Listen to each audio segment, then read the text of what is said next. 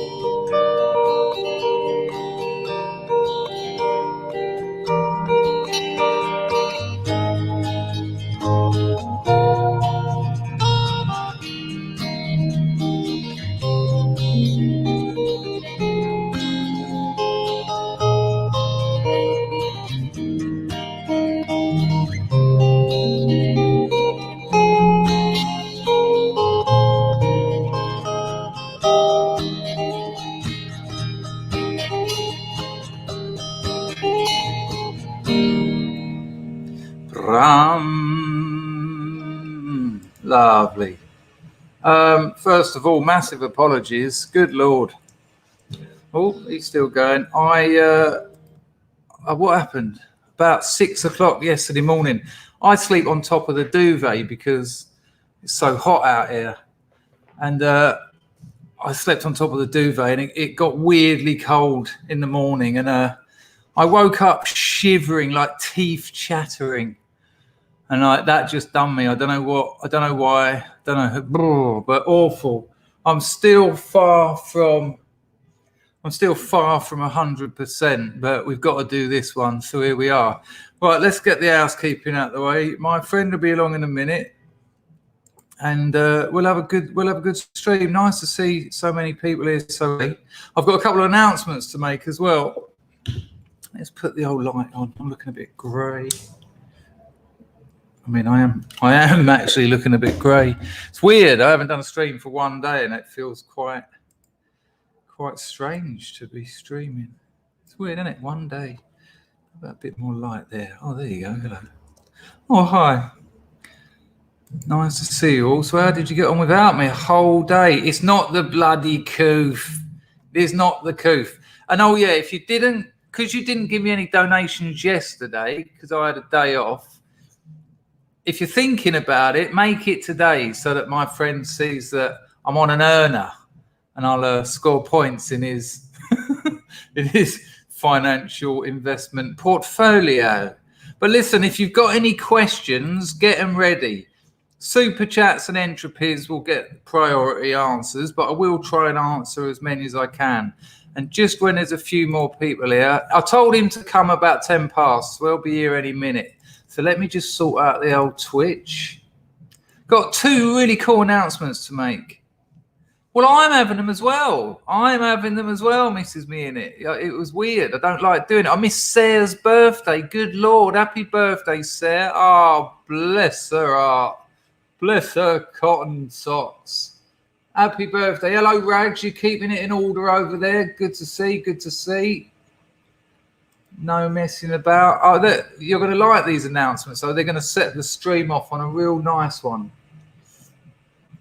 Let me just sort out my Twitch and then I'll get the grift on and then we'll be flying. Well, funny you say that. Mr. Gold, because I will be, there's something actually on that one that no doubt will come up. But we've only got about an hour because usually the geezers charges a fortune for this kind of lark. So he's doing it as a mate. And, you know, no one wants to be working on a weekend. No one wants to be working for free. So let's make use of this. So if you've got a few, I will keep this up. Don't worry. There's no reason for this to get taken down. If you have got a few quid tucked away, or you might have a few quid, and you'll be surprised, these things happen. You know, maybe ask some questions or just listen, because trust me, he's just turned up. It's Sam, his name is. I'll let him in now. Oh, hang on, let me get the grift sorted out. He doesn't need to hear all that. Right, I'll bosh that there. Oh my God, I tell you, I'm about 80%, but I'm coping. I'm doing all right. Thanks for asking. I did get a few messages. I just saw people hoping I was all right. I know the old migraine struck me down, but it wasn't a migraine. It did end up in an headache, but it wasn't a migraine for sure. Because I get all the aura with the migraine. Good Lord knows what it was. Oh, it's Google asking me for a fucking code again, because it's so unusual for me to be streaming. 1 second, people. Let's just deal with this nonsense. I wonder why they started doing this. But absolutely superb. I'm really looking forward to this one. I'll tell you a little bit about how I met this fella as soon as we get him on in a minute. It'll make you laugh. But it'll be coming on in a minute. Go live. We've nearly got the grift sorted. Hang on. By the way, the entropy link is now in the description. Oh, bollocks. Did I put it in the description? I don't even know if I put the description in. I don't know if I even... Link is now in the description. Oh, I don't need to hear that again. I can see you there, Sam. Give us 2 minutes, mate. I just want to see whether I even got around to put in the description in this video. I don't think I did. No, I didn't. But if you need the entropy link later, just ask me and I'll give it to you. But super chats are working. You know how it works by now. Put that over there. Bosh, bosh, bosh. Sam. Oh, not loud enough at all. Sam. Okay, that's all working. Right. Oh, there you go. Look, before we've even blooming started, let me just deal with that one. On the same page drops a scoring. I forgot to send 20 quid yesterday. My bad. You're all right, man. Appreciated. And Margin Walker has dropped 3 quid into entropy. I'll answer the questions later, but start getting them in now and we'll deal with the questions at the end. You don't need to apologise for forgetting anything, but I appreciate it on the same page. Nice one, Margin Walker. Very kind. So look, you know how to support the channel. You can use the super chat function, which is the $ down there, or you can use entropy. Hello, Joe. Nice to see you, mate. And there is the entropy link in the chat. If you need the entropy link later, just ask me. It should be in the descriptions. Oh, look, my nose is running. Without any further ado, as I have said, 2 more announcements. Sorry, Sam. 2. I might even have to get my headphones ready, because if you can hear yourself, it'll be annoying. So you'll have to let me know. 2 announcements. People, do you know Doc Shelley? Doc Shelley has been hanging around these parts for about 3 years. Some of you all know the name, but he's a bit of a lurker. Doc Shelley, right? Well, yesterday, a couple of days ago, he sent me a message.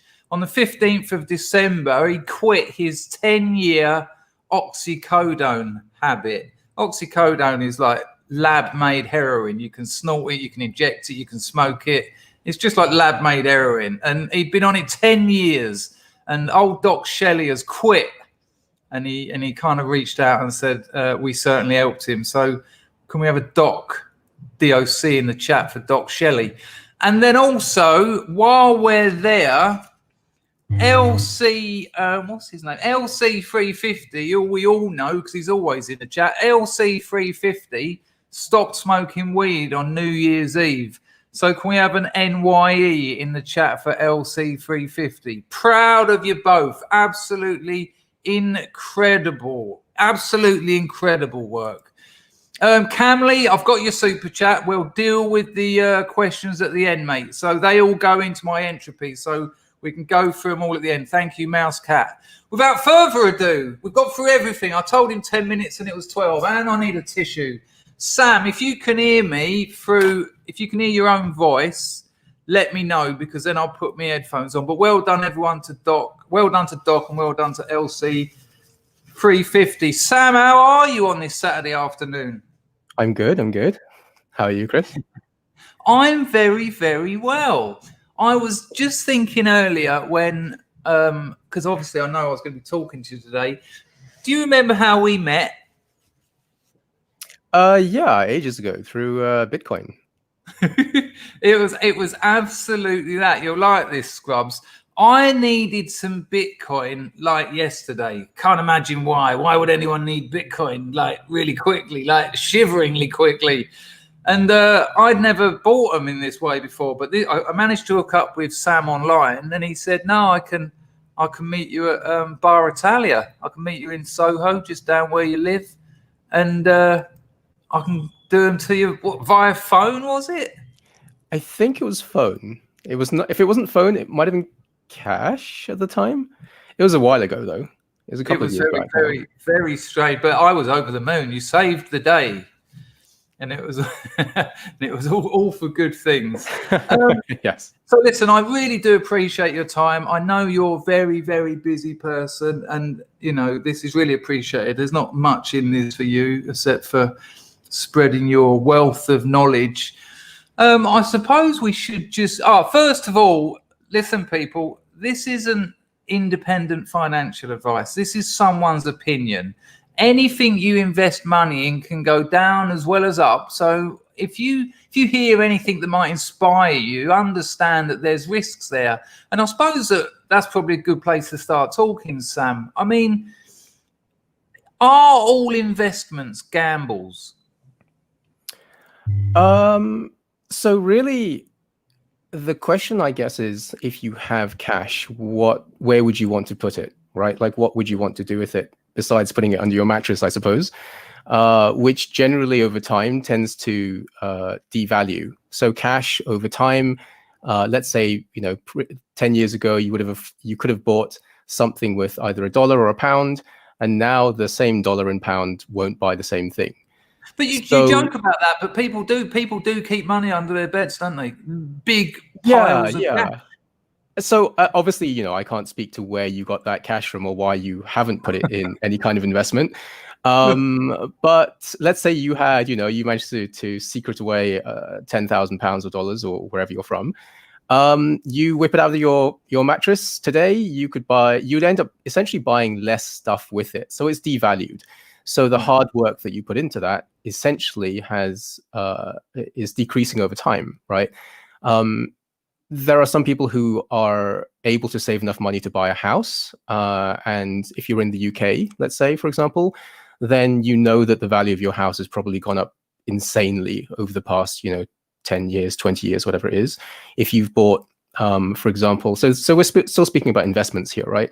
If you put your money in the bank years ago, they would give you, say, 1%, 2%, interest per year. And you're trying to keep up with inflation at the end of the day, right? So this is the natural devaluation of your money.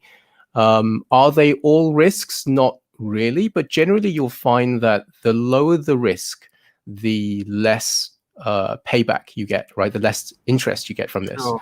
So today, if you go to a bank and you try and put money in it, perhaps you'll get, 0.5%, for example. Wow. In 2020 terms, after the pandemic crash, if you put your money in an American index, so for example, the stock market, right, we're talking here, is there risk in the stock market? Yes, of course. There are ways to mitigate this, but let's take something like the S&P 500, which is overall... Whoa. Yeah, can you explain what that is? What is the S&P 500?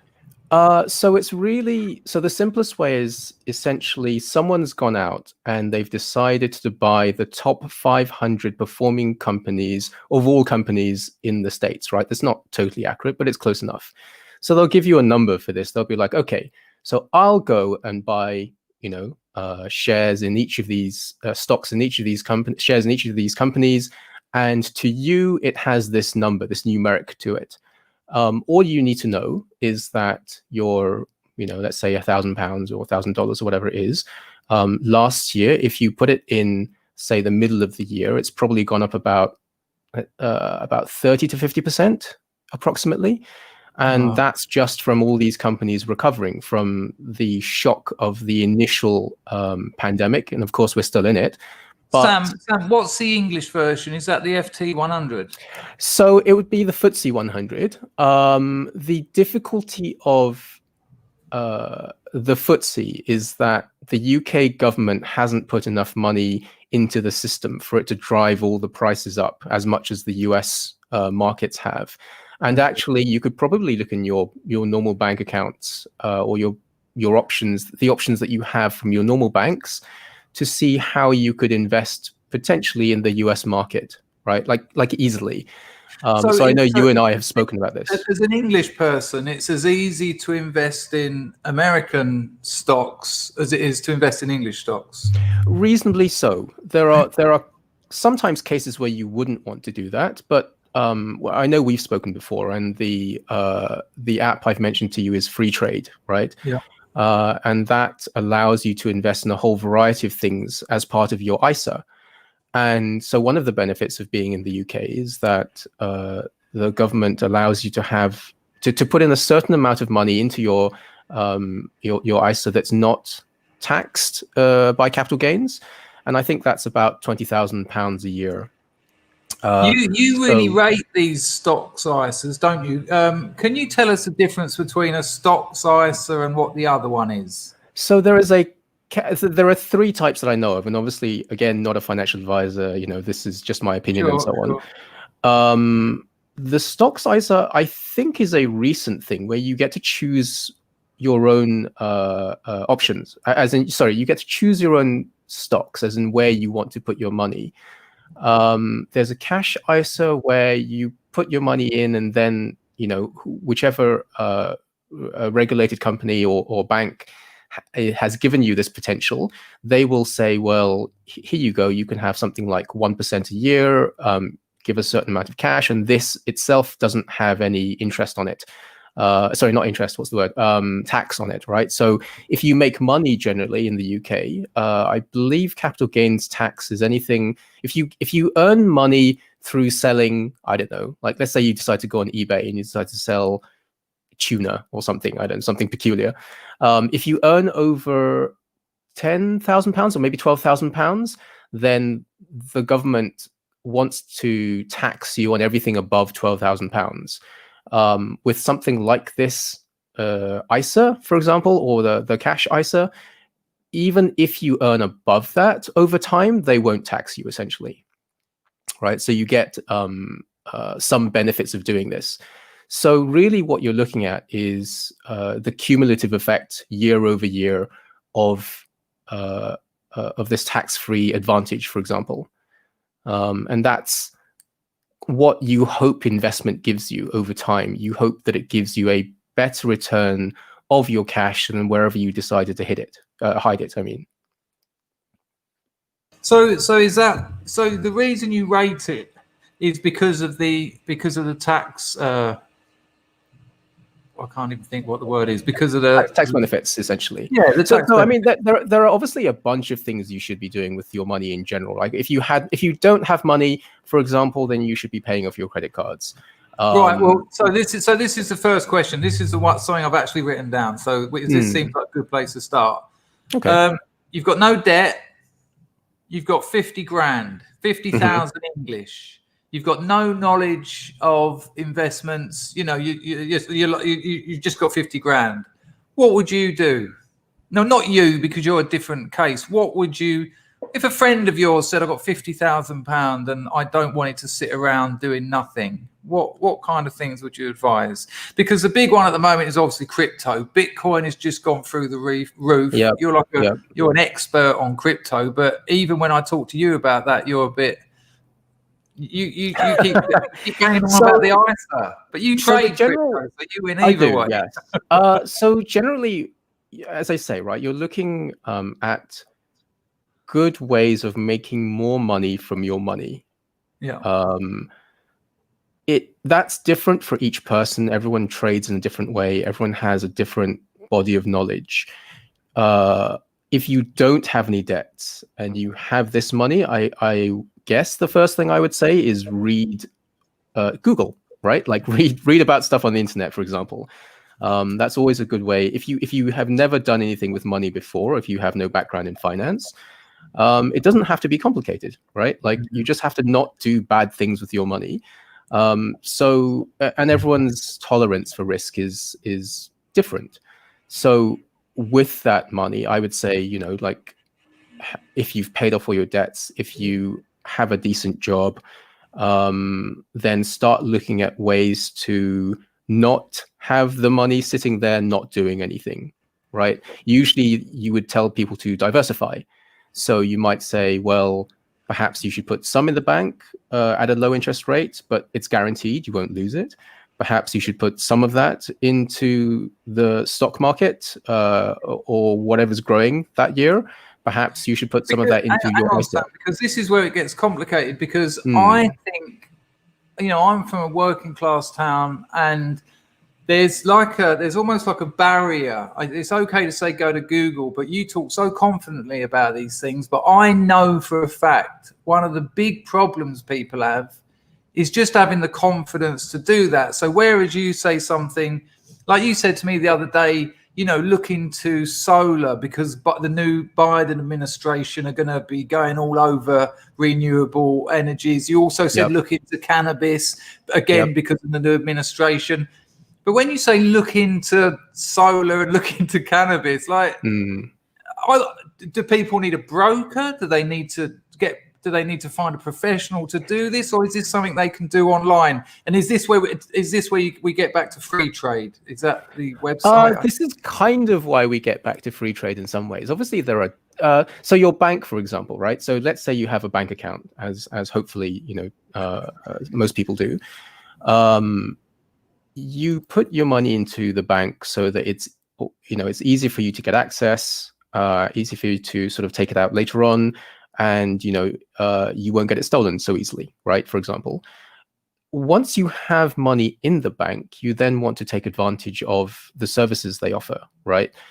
Some of these might be traditionally like a savings account, because you already have your money in the bank. So you're like, okay, well, my current account doesn't give me anything. In fact, they might charge me, right? They might charge me to use this current account, which is ridiculous actually, because you've kindly given the bank your money to play with. So in addition to the savings account, which might give you 0.1% a year or like even less, you then look at other options. So let's say you had this hypothetical, £50,000.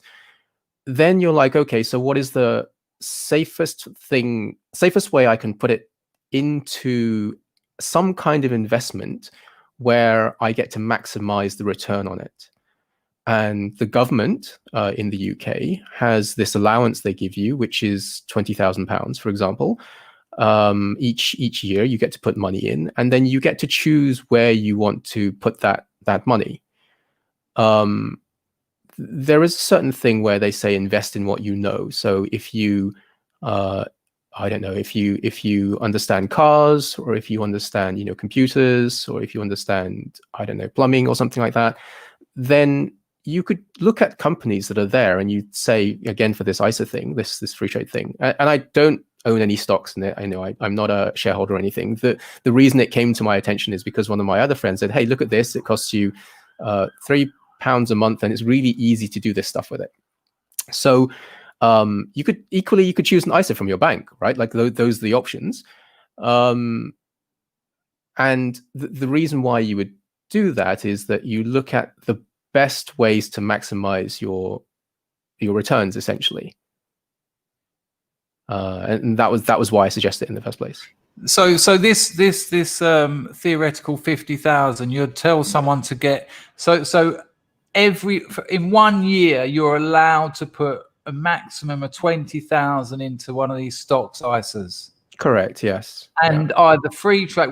when Sam said he hasn't got stocks, he doesn't mean he hasn't got stocks. He meant he hasn't got stocks in free trade. He's not trying to promote free trade. None of us here are connected. You could use your own, right? You could use your own bank, for example. You can go to your bank, and so the problem with banks these days is, I don't know if any of you guys use, for example, like a company like Revolut or Starling or Monzo or any of the challenger banks, right? Generally, people like high street banks are disappearing from the high street. So the benefit that they had, which is that you'd walk in and you'd talk to someone, face to face, is getting harder and harder to do. And especially with the pandemic, obviously, that's not something you'd want to do necessarily. You just notice that there's an improvement in the interface to some of the modern challenger banks, as they call them, when you look on your phone and you interact that way. So you could use any one of these things. It's just that if you have a traditional bank, likely the interface is really clunky, potentially old school, quite backwards maybe, and perhaps the services are more limited. It's very difficult to have such a short conversation about why you use one thing over another, which is why I'm an advocate of research, right? Yeah, of course. Well, and that's what you've said at the moment, really. Look into it. But the question I will put to you, because I've passed your information on, what you've told me, because it did make sense, and what I said to you, I'm going to say to you again. When I've told someone to put their one friend of mine inherited 16 grand, and he's a viewer of this channel. He wants to remain anonymous, but he inherited 16 grand, and I said, well, look, talking to my mate who's proven himself in this field, he would suggest put it into one of these stocks ISAs, and I told him to look into things that are likely to appreciate, shares that are liable to appreciate, and he said to me, yeah, but everyone's saying Bitcoin. If I put my money into Bitcoin, blah, blah, blah, I could treble it. If I'd have done that 5 years ago, I'd have doubled it by now. So what do you say about that kind of thing? Because clearly, if someone had put 16 grand into Bitcoin 5 years ago, they'd have been laughing now. So I have some Bitcoin. I would say that there is a certain amount of risk tolerance here, right? This year, putting money into Bitcoin is very different to putting money into Bitcoin, let's say 5 years ago. Right. It's still as volatile as people have noticed, right? It went from a high of, I have to quote it in dollars, the high of $42 down to currently, I think it's like $31 or $32. So that's quite a significant drop for some people. But equally, perhaps you put your money in earlier and you'll have seen a rise. In some cases, this is actually when you say Bitcoin, it makes it quite easy because it's quite a revolutionary concept. But at the end of the day, you're looking to make pounds from your Bitcoin, right? You don't really care at the end of the day, because let's say that some people think that Bitcoin will replace all money. I feel that in the medium term or short term, that's unlikely to happen. And you're actually more interested in how to make more pound sterling with your investment. And your investment just happens to be Bitcoin. Throwing all your eggs into one basket is always problematic, because especially into something so volatile, because it's very difficult to look at, right? This £16,000 is a large sum of money to a lot of people. And it would suck if you put it in at 42,000 and it dropped to $31,000, right? Because then you'd effectively have lost about £4,000 from your investment very, very suddenly. And then for some people, it's difficult to hold and know when to sell, because let's say it doubled, right? Let's say your £16,000 doubled to 32,000. Do you sell then? What are you doing with your money now? What happens if it goes to 50,000, right? When do you take out your money from Bitcoin into normal, fiat pounds? And actually, the buying part isn't always the problem. It's sometimes the selling part that's the problem. Yeah. It's important at the end of the day to recognize that you should at least take out your principal when, if it has appreciated that much, and then choose how best to deal with the rise of Bitcoin, let's say. I would say that this specifically, talking about Bitcoin specifically, there are so many institutions that are starting to buy into it because it's being seen as an asset that's similar to gold, that it's a lot easier and potentially safer, in my opinion, to actually want to put money into Bitcoin. It's quite easy, right? Like you go out, you find an app that sells you Bitcoin, let's say Coinbase or something like that. You put your money in, you get Bitcoin out. That's very, very simple. You don't have to consider like the other types of cryptocurrency. You don't have to, mess with like what stocks are doing. Clearly, Bitcoin has had an accelerated growth sort of track history. So people are looking. New investment. It's bloody simple, isn't it? I mean, I was buying them I could barely open my eyes and I was buying them. It's and that simplicity makes it easy for people to get into, right? So, however, normally, if you're living in a more balanced world, I would say something like, if you've paid off your credit card bills, if you have no debt, if you have some money, then you would normally want to diversify, just in case something really bad happens to Bitcoin, right? I'm not saying it will, and it's becoming less and less likely as time goes on, but it's still prone to volatile swings. This cumulative interest thing where you grow your money year by year is essentially what you need to consider. Like where is the best place to put Bitcoin? Best place to put your cash now? It perhaps is Bitcoin, but what happens when Bitcoin grows to perhaps it grows to 100,000 or 200,000 or 300,000, right? It sounds really dumb, but people are considering, they're looking at the overall worth of all of the gold in the world, and they're saying, okay, well, it's about $9 trillion as they come up with a figure, and then they look at Bitcoin and they say, well, all of Bitcoin in the whole world is only worth around about, I think currently it's about 500 billion, maybe 600 billion. So the story that people are telling now is like, if Bitcoin were to be used as considered a similar asset to gold, how much does it have to grow, right, to get to the 9 trillion worth of gold? And actually, from this point, it's about let's say it's 5, so it's about like an 18 times growth from its $30,000, whatever it is. And that puts us somewhere around, and this sounds ridiculous, but it puts us somewhere around $300,000 to $400,000 per Bitcoin. Would you trust it? Would you trust your investment enough to not sell it at 100,000 or 200,000? Like, where would you take profit? Right, that's the important question here, I think. Sure, and I think it goes back to what you said at the beginning, where although there's a higher chance of making more money compared with the ISA, the risk is higher because it much higher. And don't forget that if you're doing this the right way, like legally, you will have to pay capital gains tax on your growth should your investment increase by that ridiculous amount, which is potentially a good thing, right? Like, just the fact that you pay tax on something doesn't necessarily make it bad. You've obviously grown your investment so much that you have to pay tax. But if you had that, let's say you had the 50,000 pounds, right, not the 16,000, you would take 20,000 of that, put it into the ISA this year because that's tax free, right? And you would actually, so this is the weird cheat. There are, so let's say you wanted to put money into Bitcoin, okay? You can actually put it into an ISA, which I said is tax free, and you can put it into a Bitcoin miner. Yeah, I was just thinking that. Right, which actually gives you kind of the growth of Bitcoin, but tax-free. Exactly. So it's kind of like a cheat. People, if you didn't understand that, it's actually very clever. You want to be involved in this potentially rapid growing Bitcoin market, but if you get one of these ISAs where you can choose what stocks you're getting, you can get involved in a company that, in this case, maybe not just mining, but even a trading company, perhaps, or just people involved in Bitcoin. No. So you can. There aren't actually that many in the UK. So the weird workaround to this is, and we're back to free trade here, unfortunately. So the weird workaround to this is that I don't want to give the name. So if you search for like Bitcoin mining or blockchain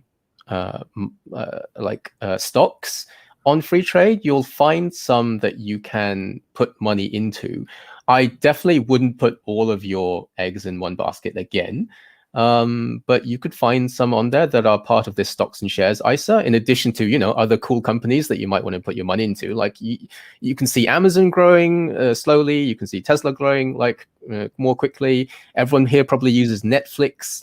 These are things where they are definitely benefiting from the pandemic and are likely to grow past that. Again, I'm not saying that these are the best stocks to put money into, but again, it's is this better than shoving money into your, underneath your mattress? The answer to that is kind of yes, I would say. Again, my opinion. So there are advantages to okay. You were telling me about Tesla. If you'd have bought Tesla how long ago? If you'd have bought Tesla 20 just years. At the start, just at the start of this year, you'd have 4 times your money. Right, listen, people. If you'd have bought Tesla last May, you'd have 10 times your money now. Is that high? It's something crazy. It's just ridiculous, but there's an example. I want to get away from crypto for a minute, but I just want to ask you one more question about crypto, because that's really your specialist area. What about other crypto? I haven't been interested. I mean, Monero and what's the other one? Ethereum. I know people they're spreading their bets, but they're not really, because it's all crypto. But I haven't. I'm not interested in the others. I don't know why. What do you make of other crypto? So there's usually a learning curve, right? It's easier to press the button on Coinbase, for example, to say, okay, I want to buy some Bitcoin.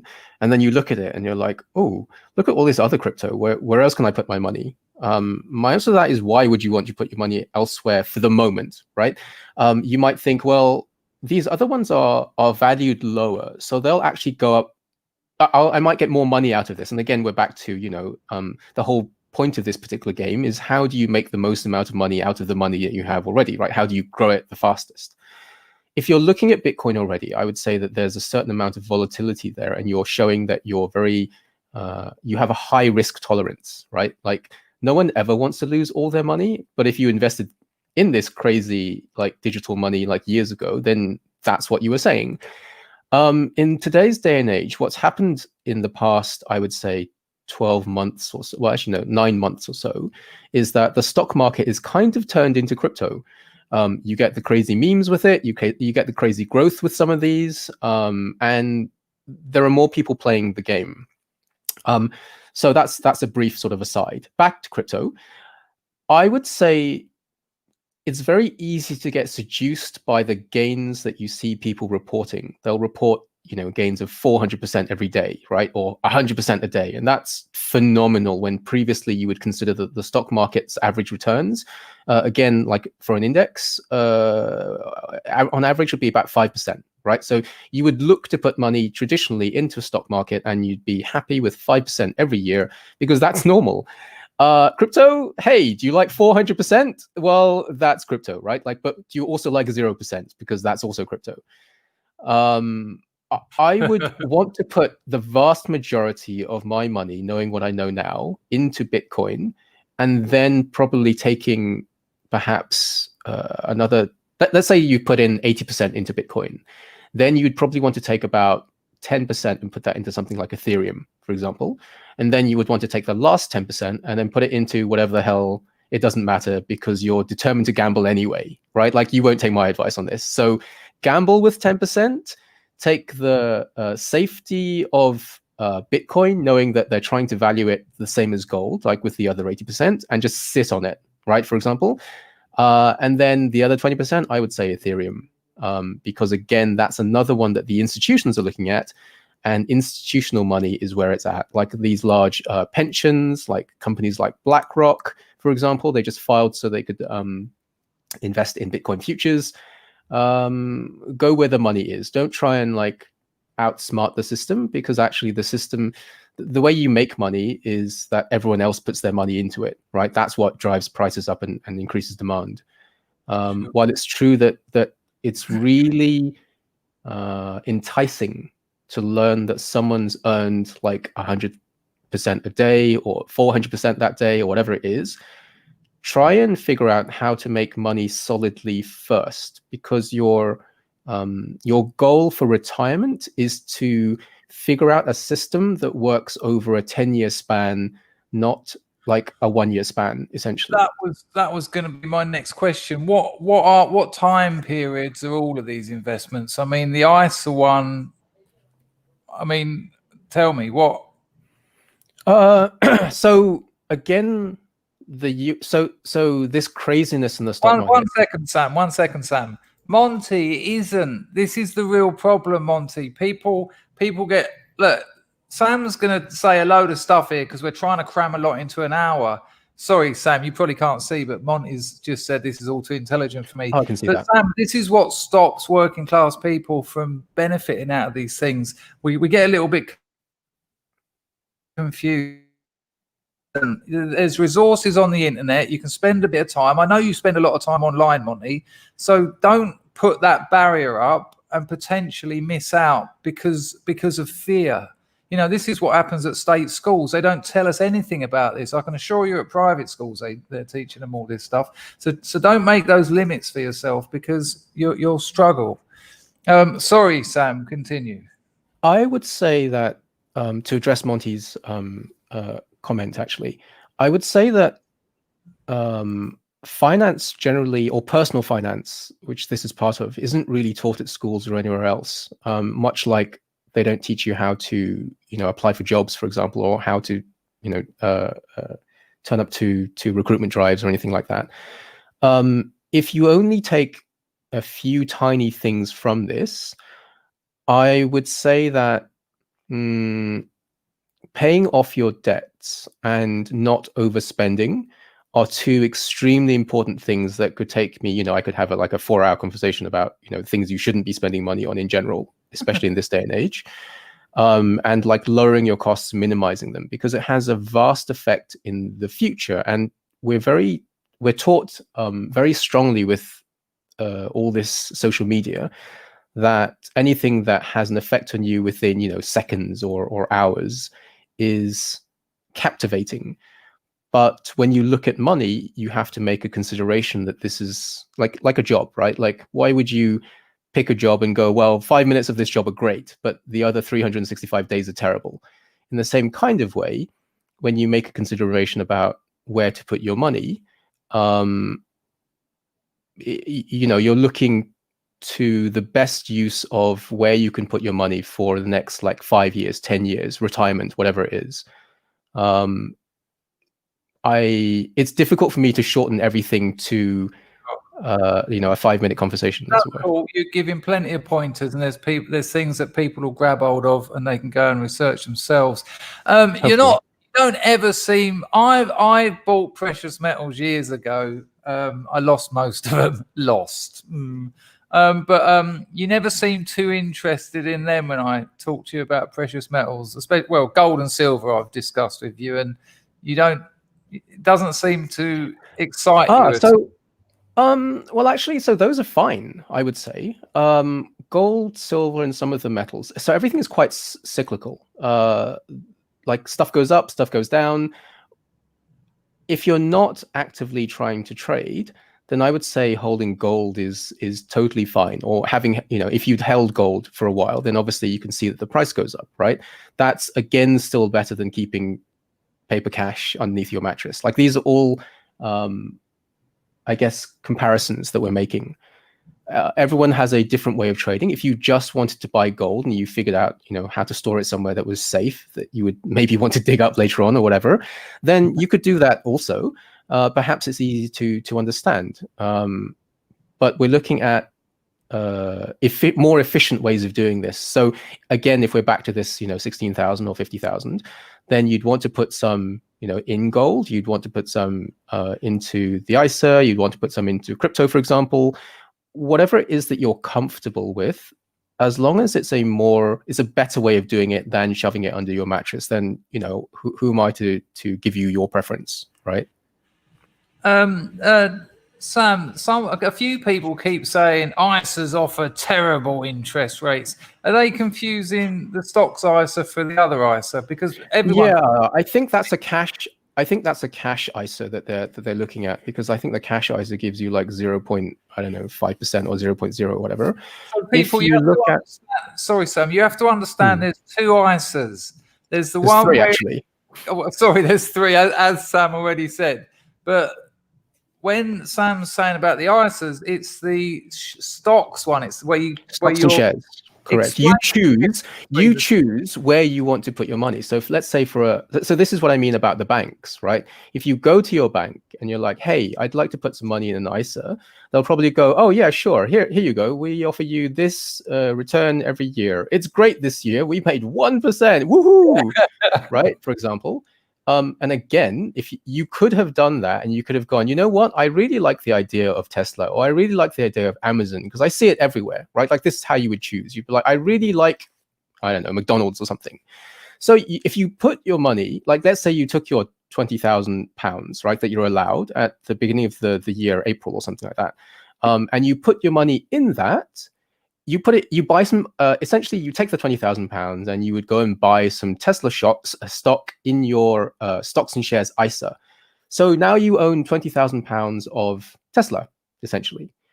When the Tesla stock price goes up, your money goes up. And it's gone up 4 times approximately last year, right? So you would have, no joke, £80,000 free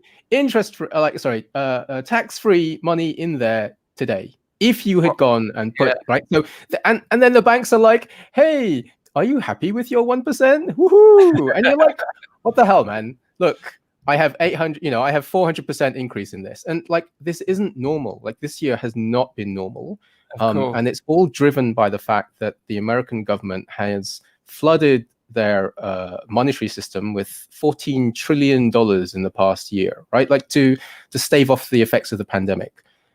Because who wants another 2008 again, where there was the last financial crash? So the side effect of them throwing all of this money into the American system is that it, one, devalues the dollar, but also there's all this free money that people are putting into stocks and shares. Like, I don't know if you guys have heard of the Robinhood app that's become really popular. Sure. You'll have read something about it, but essentially, like, all the money is flowing into stocks because you can't go out and spend money on your hobbies. You can't go out and spend it on sports or anything because there are hardly any sports happening. So this is what I mean by the ISA. You don't look at what the bank is offering. It's probably terrible. Now look at some of the challenger banks and look up stocks and shares ISAs. Can you explain Challenger Bank? You said it a couple of times. So a Challenger Bank is really a company that started up and they offer banking services, but they're not really a bank. So there are a whole load of rules and regulations around banks in terms of how much of your money they're supposed to safeguard in a separate area.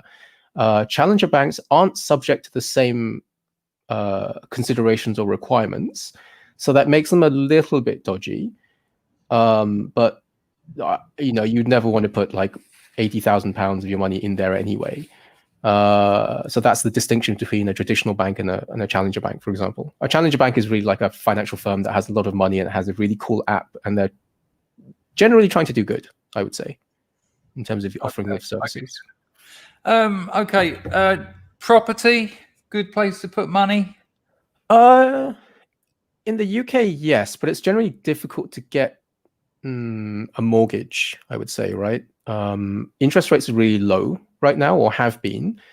If you are considering buying a house, then this is a whole nother area. Which, I don't want to speak on right now. I don't think it's also complicated. This is a really weird question and perhaps a little bit philosophical, but you might have something to offer. Why are people so weirdly emotional around investing, and why does everyone know it? The amount of people I know it all, and they're skint. It's a really strange thing. I mentioned something to them like, "Oh, I bought a lot of silver years ago," and they'll just break into this massive conversation. Well, I've always said the best thing to blah blah blah blah blah, and I'm like, yeah, but you're on the dole. But there's a weird fascination with people understanding it. It's like it's a bizarre question, I suppose. But that's an interesting one. I would say you must have come across. I would say that people tend to be quite tribal about what they like, and when you make a judgment call to put a lot of your money into something, then generally you have a belief that that's the best place to put your money, right? So you kind of have to protect it, because otherwise to be swayed easily by someone else means that perhaps you hadn't made the right choice, or perhaps you weren't that into it in the first place. It's a bit of the one that got away kind of psychology. Yeah, I feel that also some people tend to think that the single choice they've made is the only choice, which is not actually the case. Let's say you really like Bitcoin, right? Of course, people will challenge you over it, but perhaps less so this year. Sometimes you just want to defend your opinions, and not everyone can do that in a sort of even tone, perhaps, like where you would discuss it. It's like someone saying that, I don't know, like perhaps your football team is, well, it's not the same, but let's say that you really were attached to your football team and someone decided to trash it. Then you would feel that you would want to discuss it strongly. You'd probably start a fight or something, but you probably, you wouldn't want to sort of just take that, right? No, football's actually a great analogy, because you'll have the 30-stone geezer in the crowd telling that 60 million pound striker where he's going wrong. Yeah, but I don't know. Someone in the chat has mentioned bank switching, and I've heard this before, but there's not a lot of money in that, is there? You're only getting about £100 to switch a bank. And well, £100 is a lot of money to a lot of people. So it's how much do you value your time, right? Like £100 is £100, as some people would say, right? Like I suppose if you do this often enough, if you could do this often enough somehow, then you might end up with like £400 over a 4-year period or something like that. It's all this compound. It's about compounding, right? It's the consistent way. It's the way you've chosen to consistently get a bit more money each year that improves over time, that grows over time. So one year perhaps you start off with £10 or £100, right? The next year you might have 200. The year after that you'll have 400. The way this works actually is that 10 years down the line you might have 2,000, 5,000, whatever it is. Okay. It starts small, but it grows. It's like rolling a rock down a hill, right? It just gathers more and more moss over time, and that's essentially what it is. That's what investing is. It might be slow. You might, your rock might be slower than someone else's, but it's better than leaving the rock just sitting there on the hill not doing anything. Sure. I touched on this briefly, and I know this is really now just opinion. There's no real science to this at this stage, but you've tipped me on solar and cannabis. Right. And is this? Can you just give me a little why? So if I was getting a stocks ISA, I'd be looking at companies maybe looking at growing or distributing weed and solar. So I would say that if you're not going to look at doing this, on a regular basis, put your money into the index or an index that I mentioned before, right?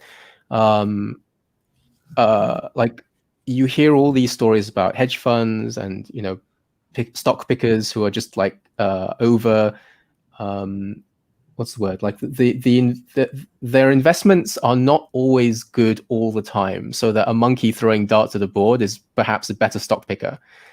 Over time, like through research, there's been a discovery that just putting your money into an index and leaving it is worth it, right? Like you get more money that way. So for example, the UK equivalent would be the FTSE 100, which is not that great because, as I said before, the UK doesn't have lots of money sloshing around. I would say look into the growth over the past 10 years, for example, or 20 years of, again, the S&P 500. And just do that, right? Like if you're going to put money into a stock.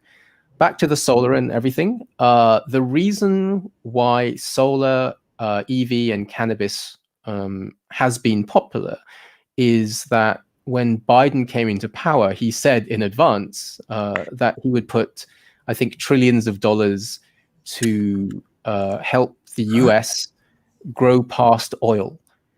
And what does that mean? That means that the government will sponsor the growth of solar companies, electric vehicle companies, green energy companies, and more and more states in the US are allowing for the legalization of weed, or if not the legalization, then the decriminalization of weed. If this continues on, then at some point at a federal level, like at a countrywide level, they're going to have to say, actually, weed isn't illegal anymore overall. Just go nuts, you guys. So what do you think, what do you think the tobacco companies are going to do, right? Are they just hanging around waiting for tobacco to die out when everyone's more health conscious these days? I don't think so, right? They're going to jump into cannabis like big time, for example, So can I think I've misunderstood one thing. So the index ISA, you invest in the whole of that market. Yes, effectively, essentially, yes. So the three types of ISA are the cash one that's hold on. So this is actually part of the stocks and shares ISA. So there's a stocks and shares ISA, there's a cash ISA, and I believe, though I don't know very much about this one, the government also has a is it a first to buy ISA, where if you want to buy a house, you can put money into this thing, and the government will put in an extra 25% each year. Like they'll just give you 25% free, effectively. It's a mortgage incentive kind of. Yeah. If you're looking to buy a house, if it's going to be your first house, then you kind of you just take the free money. Like don't even think about it, right? It's 25% up to a certain amount they'll give you, but it's free money. Just take it. Okay. All right. Brilliant. All right. So thank you very much. We've been talking for 60 minutes and it's flown past. We have got some direct questions. Anyone else wants to get any questions in, get them on Entropy, link in the description or super chat. I will try and deal with some others, but we've got plenty. And I don't expect you to be able to answer all of these. Some of them are crazy. And some of them are just going to be people saying weird shit, but that's okay as well. Sir Camley said, please tell me why most of my mates never bought Bitcoin at 40 quid and now say I got lucky. I begged them to buy one, at least just one. Why didn't his mates buy Bitcoin at 40 quid, Sam? Because they think you're crazy. It's new. Used to have to. Yeah, it's new. So it doesn't mean that you're not crazy, actually. There is a certain amount of luck to this, right? At 40 pounds, the Bitcoin value would have gone up and down. So let's say you put £1,000 into it, and £1,000 again is a lot of money to a lot of people. So if you bought £1,000 worth of £40 Bitcoin and it dropped by half, right? It dropped to £20, $20 Bitcoin or whatever it is, you would only have £500 left. So you'd burned £500 there. If it then goes to £2,000, right? So let's say Bitcoin then went to $80 or £80, let's say, you would double your money.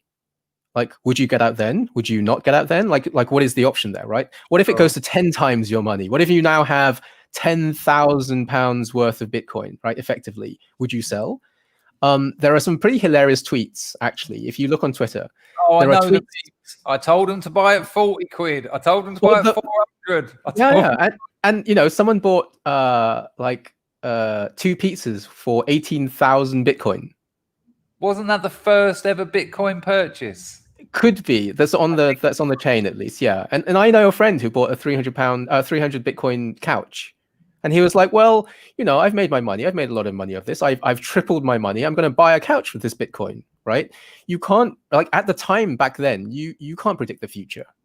So right? How much that couch in today's Bitcoin cost him? About 10 million.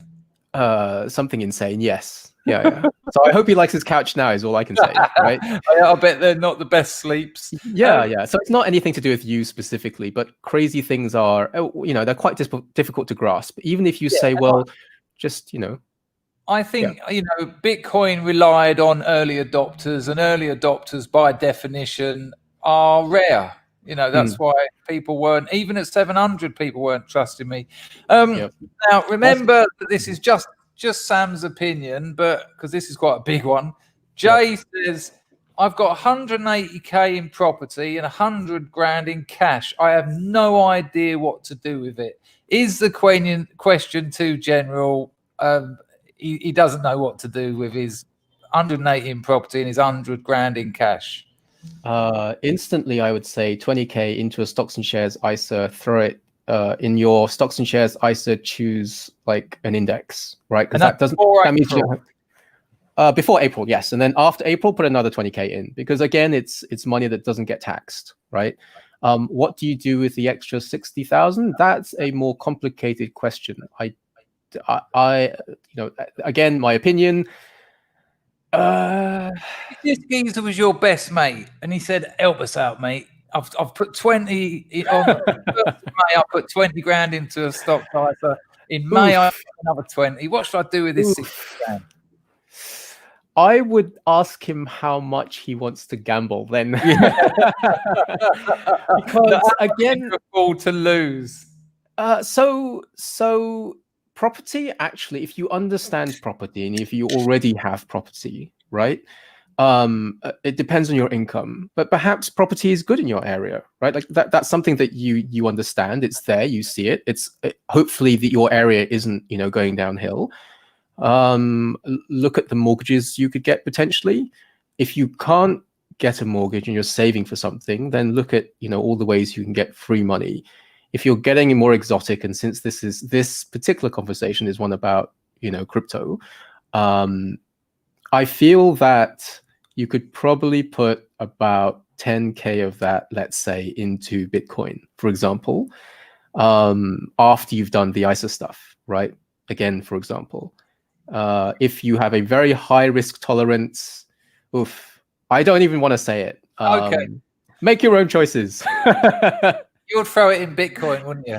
If it was your money, let's forget that. Oh God. So some of this depends on your earnings power as well, right? So let's say you earned I don't know, £30,000 a year. Okay. We've got a very good market, or we've had a very good stock market in 2020. We have a very good potential market for Bitcoin and everything else in 2021, again, because of this free money that's going in. If you earn 30,000 and you're a young person, like I don't know how young you are or what age you are with the 180K house, whether all the mortgage has been paid off, like how you end up with the cash or whatever it is. Maybe you're just like earning cash and it's just like coming out of your ears, right? That gives you a different risk profile to someone who, maybe you've been sitting on the cash for a while. That's a different type of person. If you can burn 30,000 because you'll make it next year, you don't have any dependents, you're single, you're perhaps 25 or something, I would say take a risk. Strangely, a risk you can recover from in 1 year, this specific year, could make you more money in theory than if you decided to play it safe this specific year, this half of this specific year, I would say.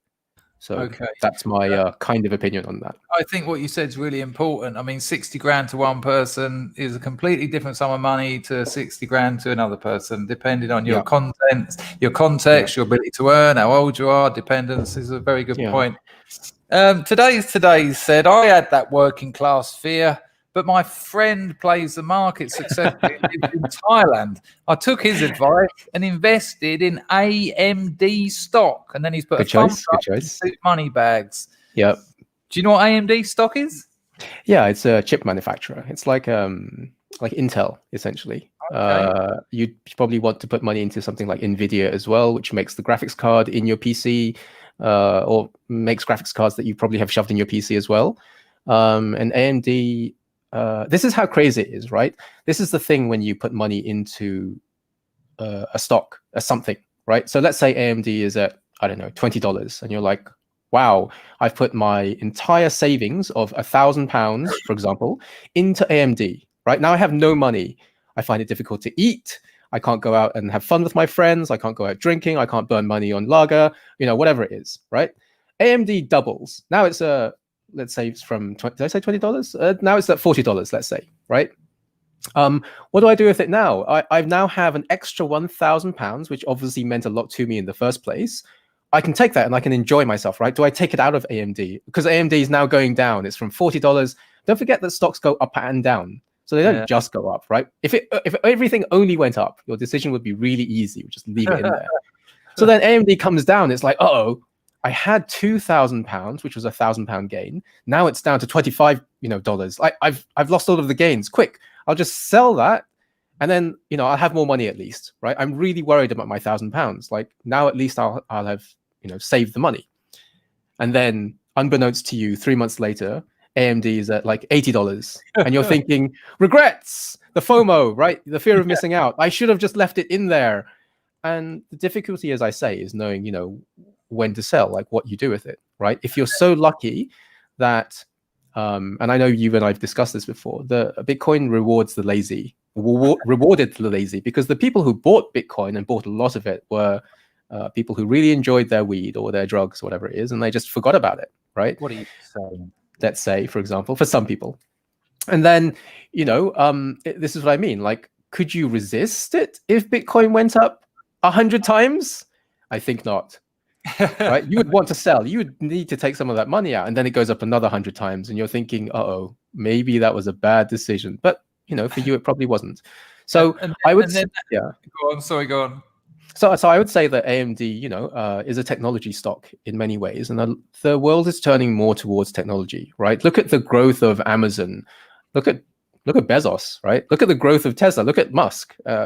Regardless of how you want to ridicule their ideas or how crazy you think they are, if enough people believe in it, and partially if what they're building is real or hopes to be real, the money this year is there's a lot of hype in the market this year. So what stocks might work last year and this year may not work in 2022 or 2023, let's say.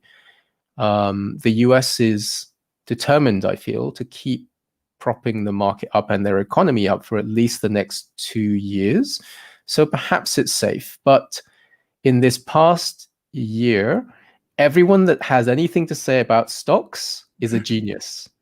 This is what happens when you're in, like, remember what happened when Bitcoin was going up, right? Like, if you guys were reading anything about crypto, everyone that opened their mouth to say anything positive about crypto while crypto was going up was an absolute genius. You're like, I really trust everything you say. Tell me more about this crypto thing that's going up 500%, right?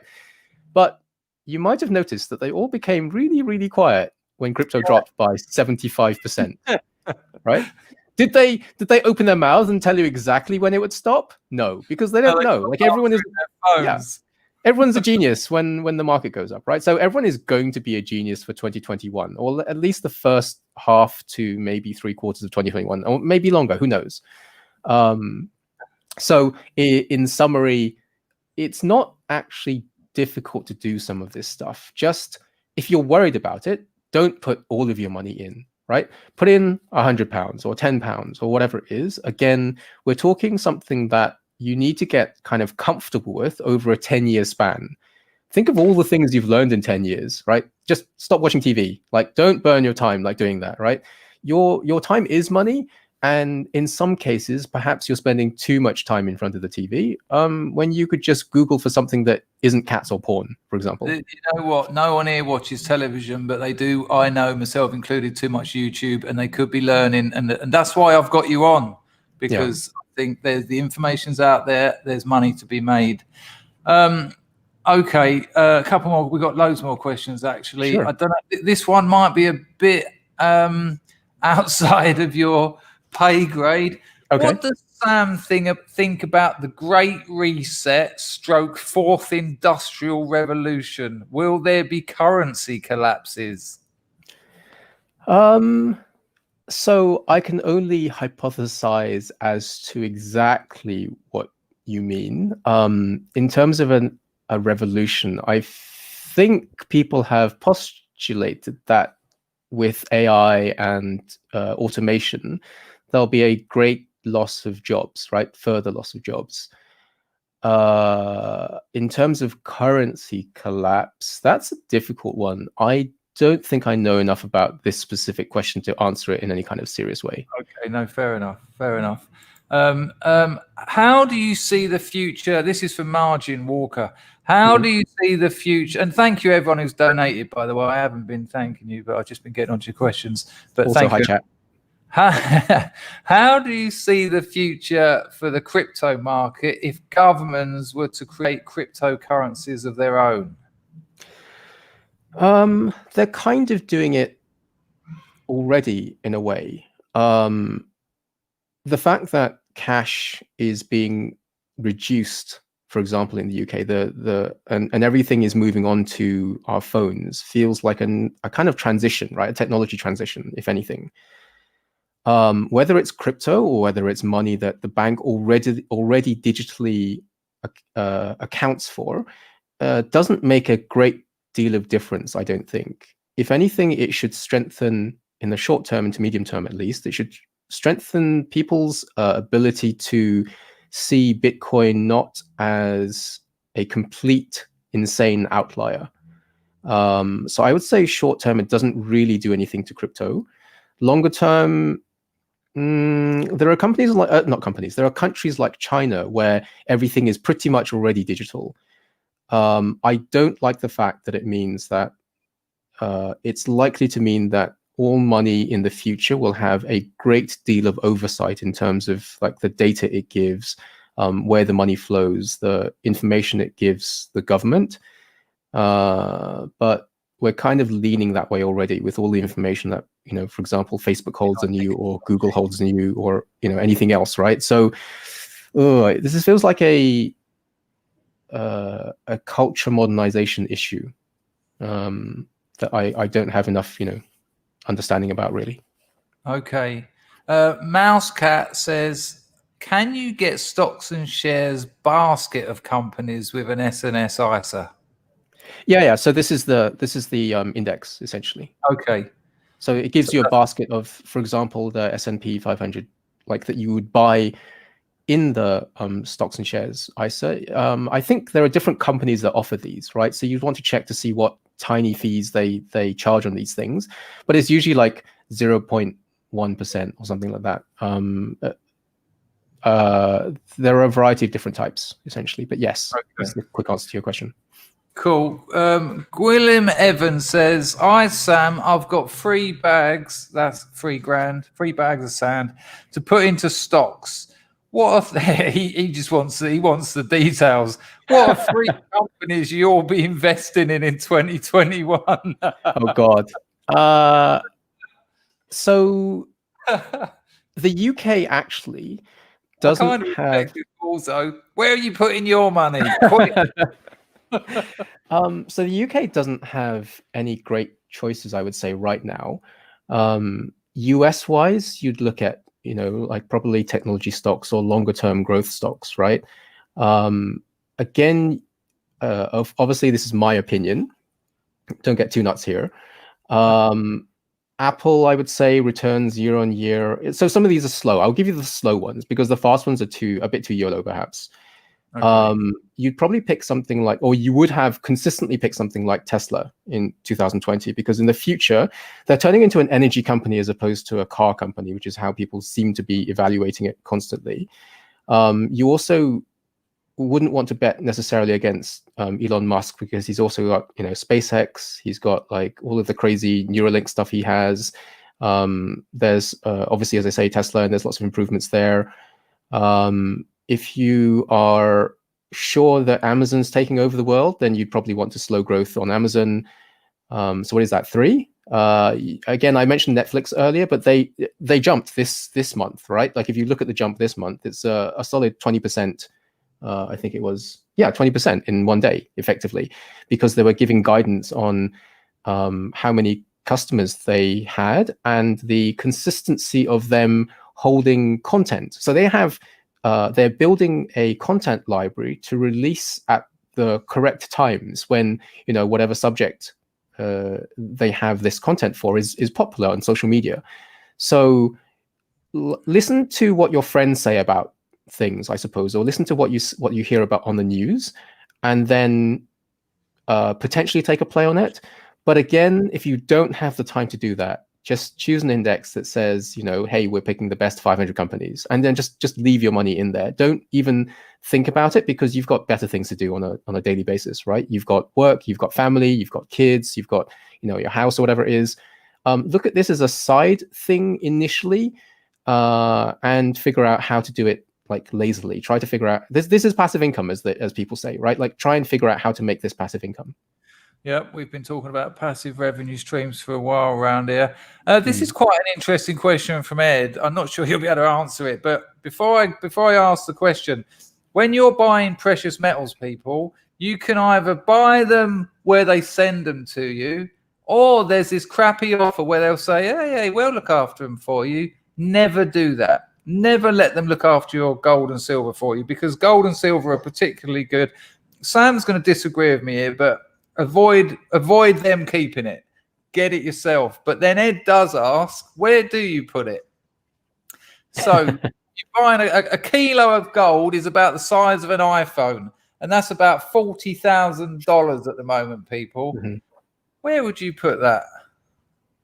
I'm back to the, hey, you know that ISA? You can invest in gold there. It's tax-free. Yeah, that's a great point. So much like the workaround regarding Bitcoin, rather than having to risk someone finding that in your house. Also, if you do get gold and silver to your house, and I've done it myself, don't don't tell anyone, John, but I bought a lot of gold and silver. Believe me, that's important actually. Wildfire. Yeah, I think that's important. Like if you do come into money, or if you do have more money than you had initially, just take the sort of stoic approach, right? Just deal with it as if it's something that happens daily. Don't tell your friends, because it causes like obviously if you're giving, if you've done something really good and you want to share it with people, then obviously that's something. But money is a very complicated subject sometimes, and if you have more money, a lot more money than your friends, like what you would expect is that they would come and ask you in times of need, which is more common when you have money, strangely. So if you want to help people, then do that, but do it quietly, I suppose, like with the confidence that you can help your friends out, as opposed to sort of bragging to them, I guess. Yeah, really. And I know you think I'm only telling my best mate, but then he'll only tell his other best mate, and every fucker knows, and someone who wants to get their hands on it will. Okay. So Camley says, will Bitcoin be like the .com bubble? Institutions are coming in now, and soon will be mad crowds again. I'm not sure what the question is, but the first bit makes sense. Will it be like the .com bubble? Is this inflated value that's going to just disappear? So it's difficult to say longer term. What matters is less.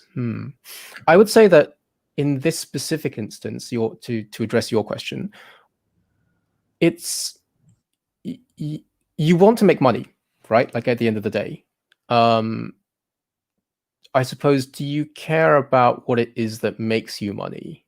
I would say that because institutions like BlackRock are getting in, government pension houses, as I say, they're all putting money in, and their aim is to look at this as an investment for all of their rich investors, right? So they're looking at it from a sort of 10-year perspective, and they're hoping that because it's a part of our diversified portfolio, like overall of all of the things they hold, even if Bitcoin crashes to the ground, it won't affect them too much. But obviously they wouldn't want that to happen. The more people that hold Bitcoin, the higher, the more likely it is that the price will go up and it won't come down as suddenly, right? There's a finite amount of Bitcoin that's produced on a regular basis, and the more buyers there are of that, that leads to a shortage of demand, means the price gets sort of pushed up. If you look at something like the pound, right, that's devalued by quite a significant amount as a result of all the things that have been happening around the world. So it's not just that Bitcoin might devalue significantly. This is also true for other currencies, I guess, like real world currencies. I would say that if you're happy with making, we're back to the sort of like how long do you hold Bitcoin for? If you're happy with making, like holding Bitcoin and holding it until it's like, let's say 100,000, because you think that's a ridiculous price for Bitcoin, then you will have made, 200% out of it. And then perhaps that makes you happy. And then you can get out of Bitcoin and then go into something else, right? Just because you choose to invest in it and make money off it for this short period of time, it doesn't mean that you have to hold on to it forever, right? It's not like, I don't know, like even if you buy a house, like you might want to sell it when it's really, inflated, and you're like, well, I've made the money, I'm going to take that money and then put it into something else that I believe in, like the next time. Okay. This geezer has said this. I've heard this, but I don't know if there's any evidence to suggest it's right. And crypto really is your area. This geezer said that 90% of Bitcoin is owned by 5% of investors. It's a classic pump and dump. Is 90% of Bitcoin owned by 5% of investors? I think what he's alluding to is that there are a lot of large wallets with over, is that 1,000 Bitcoins each? And these are growing. And this represents a large proportion of Bitcoin currently, right? But I would say that the types of investors that you have that are putting money into it tend to believe in it longer term. So a pump and dump tends to happen a lot more quickly. Like I've seen that happen on the stock market and in, smaller crypto.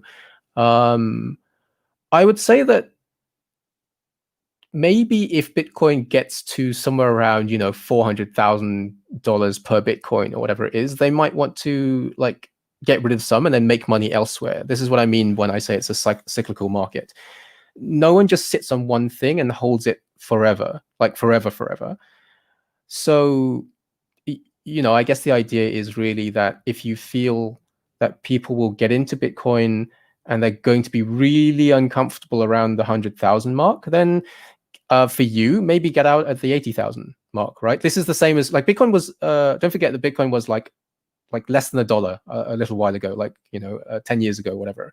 It went to $5, right? Like the people who bought it then, like there were a lot of rich people buying it then, right? The Winklevi brothers bought, was it 100 million Bitcoin when it was $100? Shit. Like it was some crazy figure, right? They've made a lot of money out of it.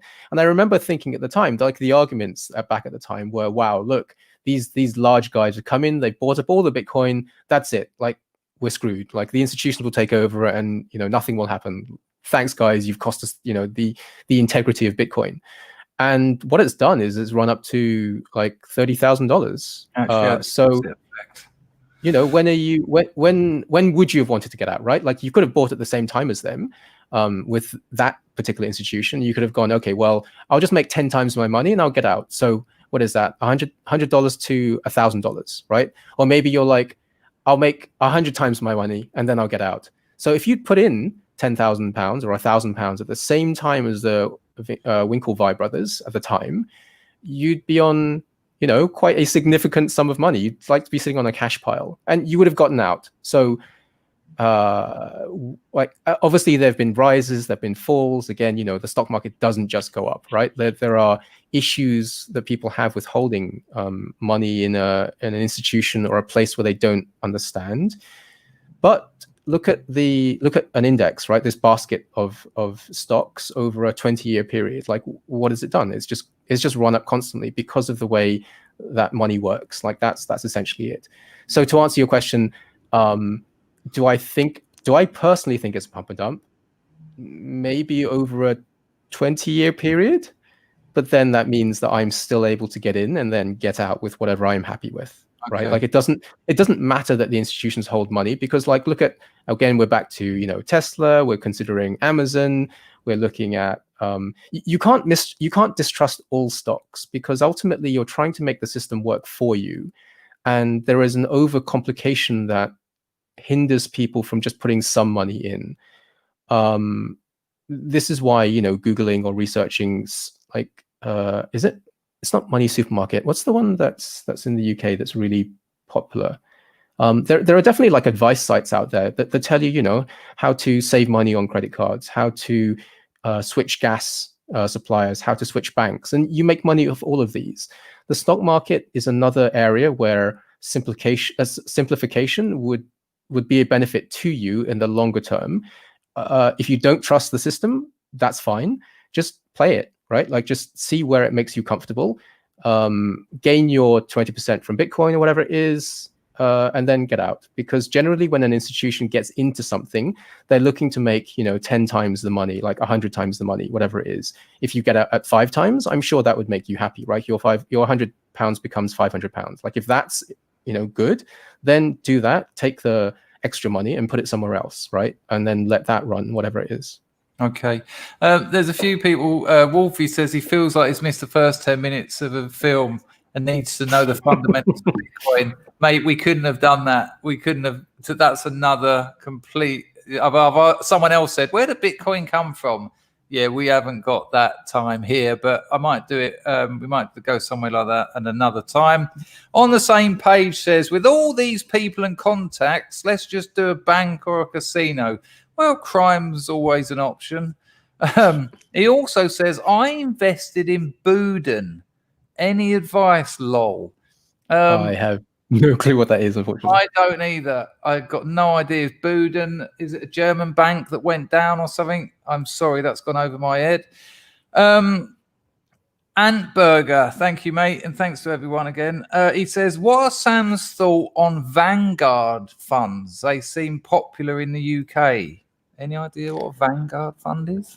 Yeah, they're popular in the US as well. Again, they're a basket of stocks, as I understand it. I think they're US based, actually. They're a basket of funds, again, that you would put money into, and it saves you the hassle again of trying to figure out what to invest in. And those have worked over time. So I would say that rather than trying to pick out like single stocks, again, it's not binary, right? You don't have to put everything all into one thing. You can do a selection. So if you choose to put in 90% of your money into a Vanguard fund, which would be, like money into a basket, then that's great. And then you can take the other 10% and put that wherever you want. Okay, cool. R Pal is asking whether you invested in fidget spinners, and I can answer that, R Pal, because we spoke about it at the time. I remember we talked about it, Sam. We did, but I think we missed that boat. Okay, couple more questions here. Is Margin Walker? Thank you, mate. Is Chainlink a good investment? And again, what about? We've already covered. What about other cryptos than Bitcoin? So, is Chainlink a good investment? Do you know anything about Chainlink? To be honest, anything that's run up over 500% in a short period of time tends to sort of fall off my chart of stuff to look at. Okay. If anything's accelerated its growth in a short time, you're generally too late to the party. Not all the time, right? I mean, obviously look at Bitcoin. But personally, I haven't done any more research into it. If you look at the money, so if we're thinking that institutions are putting money into Bitcoin, and that's why the price has run up so much so far, then you'd want to look at the next thing that the institutions are looking at. And it seems that they are considering Ethereum, but mostly they're still working on Bitcoin. It's very hard for an institution to actually take Bitcoin in a regulated manner. So I'm still, happy about my Bitcoin investments. Okay, cool. All right, just a couple more. You'll get your Saturday afternoon back shortly. Matthew Rodburn, thank you very much. He says, I know about platforms where you put exchange APIs in and it does your tax for you. Mm-hmm. What I want is to find a person or company that can not only do your books, but give you advice so you are not paying more than you should. And the next question is brilliant. Do you know an accountant or a company? If not, where to find? Thank you. An accountant or a company that gives you advice for what to do with your money? Is that the question? Yeah, I think the geezer's got someone doing his tax for him, but he wants someone to. Oh, yeah. I was going to ask this question at the end, but now it's a good point. Where should people go to get this kind of advice? I've always felt weird about going to these independent financial advisors, because if they're so good at knowing what to do with their money, why are they doing the boring job of sitting around telling housewives what to do with their 20 grand investment? So I would say there's a certain value to having a real face across the table that talks to you, right? You can ask questions in a manner that's more friendly than how you would do that on the internet, and some people are not so comfortable, using Google all the time. I don't know how good some of these independent advisors are, but they can probably give you or tell you about some things you don't know, for example, right? You don't have to take all of their advice. As to any sort of free independent advisors, I don't know the answer to that question, I'm afraid. Free. What I would advise there, Matthew, is go to some of these forums like Money Saving Expert, which is the big English one.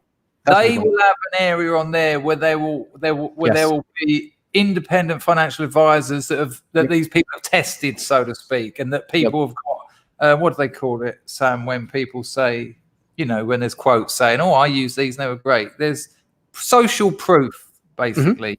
So you'll be able to find companies there where these Money Saving Expert is good for that sort of thing. I'd suggest maybe starting there, and because there's forums on those sites, you can actually ask. You can put on the forum, "I'm looking for a decent, I've got X amount of whatever, blah blah blah." But thank you, Matthew.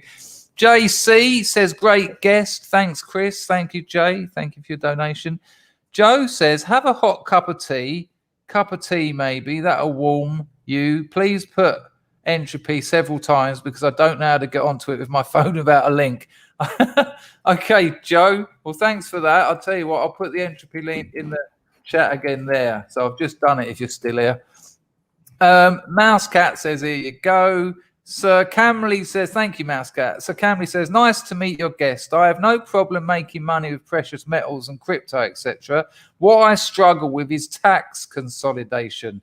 I know the type of accountant I need, but what I'd like to ask is how to find them." Same question as the geezer a couple back, Sir Camley. Get on Money Saving Expert, get in the forums, and you will find recommended financial advisors and tax consolidation specialists there. I think it's a bit much asking Sam that. And, that's no. But I'm not a tax advisor, unfortunately.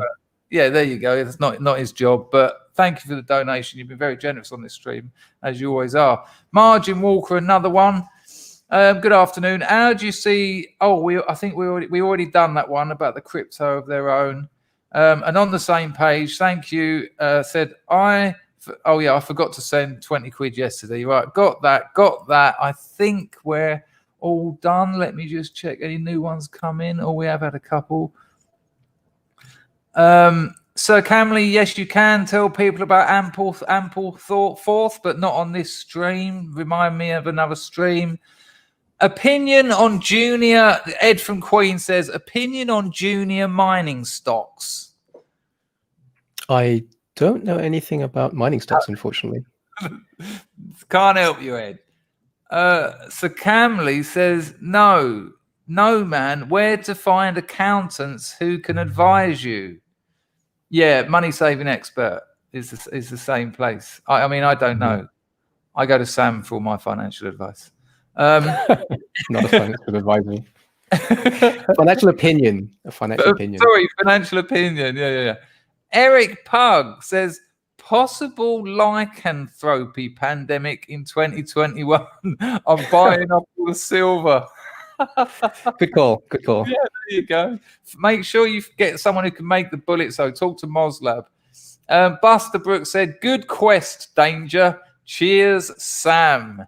Nice one. I think he meant good guess, not good quest, but in many ways it had a sense of a quest about it. Sam, thank you very, very much for giving us an hour and a half of your Saturday. You're very welcome. You're very welcome. I just want to ask you just one more question before you go. What's exciting you in 2021 investment wise? What? I don't want to say it like that because you're just going to say Bitcoin. Is there anything on the horizon you're not sure about, but you're getting a little bit tempted? There might not be. You don't have to make something up if there isn't. But I wish there was a really good way to invest in SpaceX for when Elon starts throwing rockets at Mars, because that will literally be the film The Martian, but in real life, right? Like, so I guess these past 2 years have been unfortunate because of the pandemic, but there's a lot of silver lining to be found from this.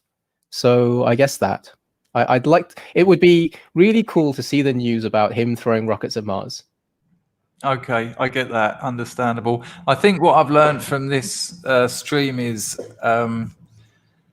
something needs to be done to, well, maybe it doesn't, but there would certainly be an opportunity in a company that takes a lot of the fear and confusion, because there's clear, like we had one, you know, we've got 250 people watching, and in that small section of the population there's someone with 150 grand property and 100 grand he doesn't know what to do with. So there's plenty of people around who are stuck, even with the internet sitting in front of them. So that's interesting. It's a complicated place. It is. Sam, thank you very, very much. Someone said 1 in the chat for Sam, and it went crazy with ones. And we've had Thanks, chat. since the beginning, so no one's dropped out through boredom or not understanding. It's been a real pleasure, and thank you so much for giving your time. Good work, guys. Happy investing. Yeah, I'll talk to you probably tomorrow. Talk to you soon. Bye. Ta-ra, mate. Bye. Bye. Wow. Well, you know what? I think that thank you everyone for. I know that a lot of that stuff, it's kind of confusing because I'm like most of you. I come from working class family. We didn't have money to invest. We barely had money to eat. Oh, what should we do with our spare coins? Well, there's 2. But I think, I think there was a couple of general things. You spread your bets a little bit. You've got to understand how long you're looking at, what kind of distance you're looking to invest at. But listen to me, he's really on at me about this 20 grand ISA. He doesn't stop. I've got a bit of Bitcoin, I've got a little bit of this, I've got my business, but he just keeps saying to me, he says you can get 20 grand a year into that stocks ISA, and over 4 or 5 years you might double your money. He said just do that somehow, and he doesn't stop going on about it. So if you're sort of like me, and you might be able to find something, like even if you can only find 5 or 10 grand, you can put 20 grand a year in, and you've got to do it before April, or then it's next year's. But even if you only get 5 grand in, you can then put another grand in. You've got the whole year to get little bits and bobs in. So what we've got to do, what I got from the chat here and a lot of the questions was a lot of this fear, this sort of, a lot of people saying, oh, it's too much for me, or it's all too, the information's out there. And I've talked on this channel so many times about this. This is overtly nationalist, because, well, it is, Mark, but you can buy US stocks. Well, Sam covered that.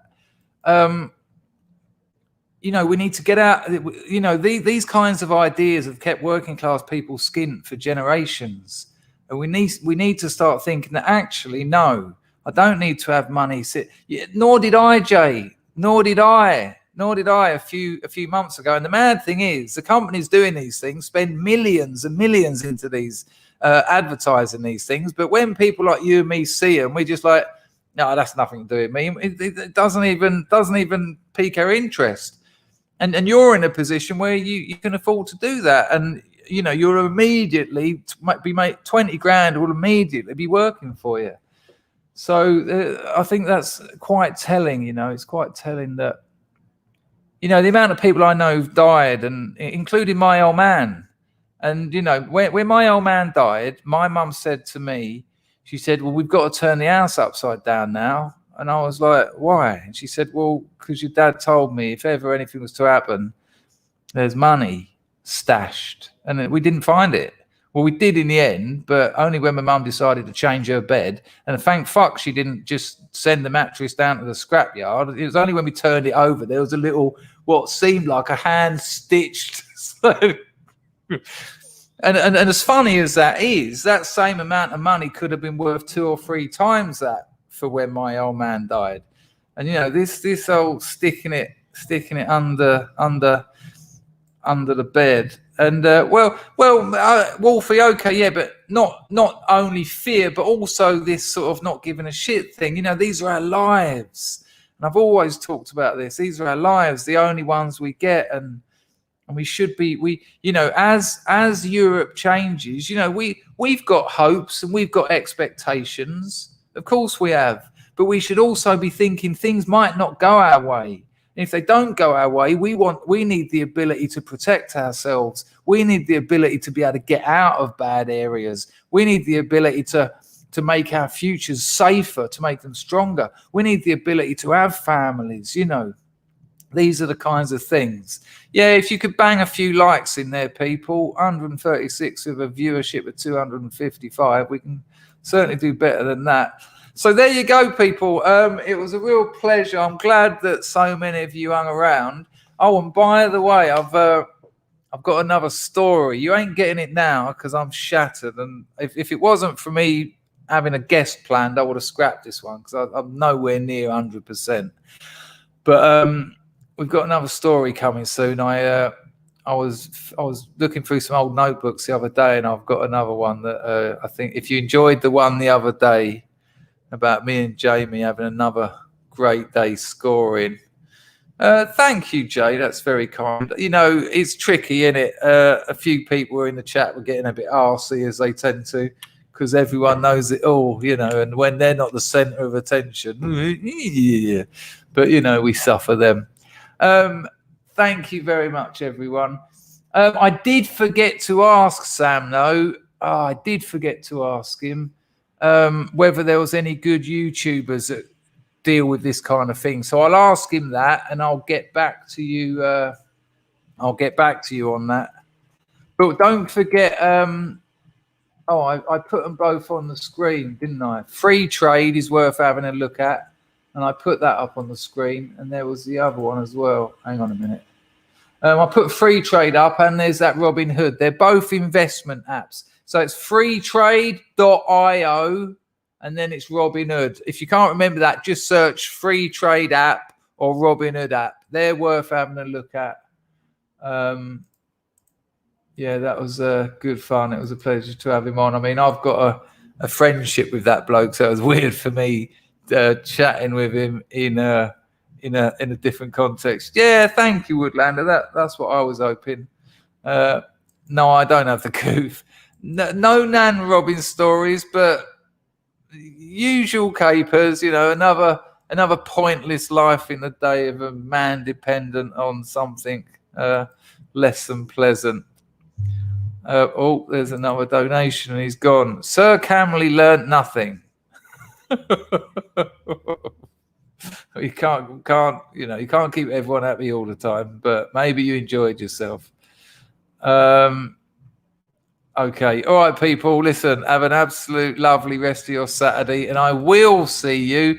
I promise I'll see you at 8 o'clock or 8:30 tomorrow morning. Oh, hang on. Oh, but Sir County said, but it was nice. Ha ha. Okay, well, that's enough, isn't it? At some point. Take care, everyone, and I'll see you at the crack of dawn. Ta-da! Yeah!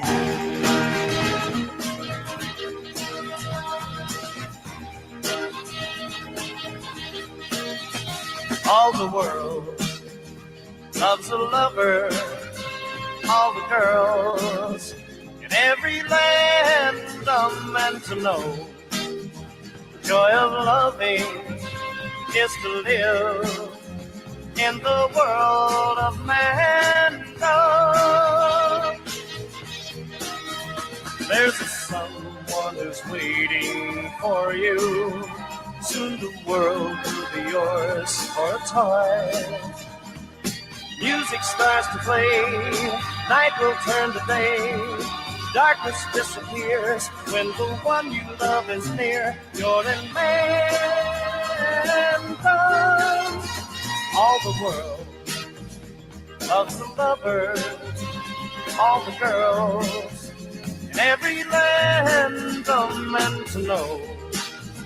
Joy of loving is to live in the world of mankind.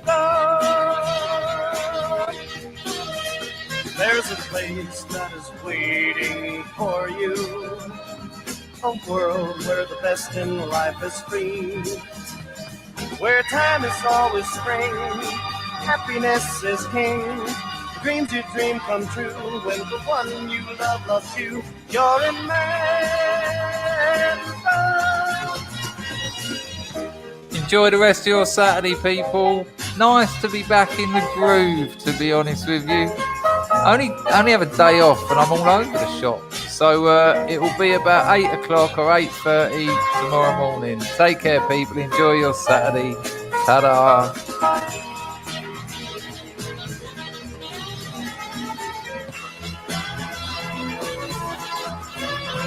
All the world loves a lover. All girls in every land, a man to know. Joy of loving is to live in the world of mankind.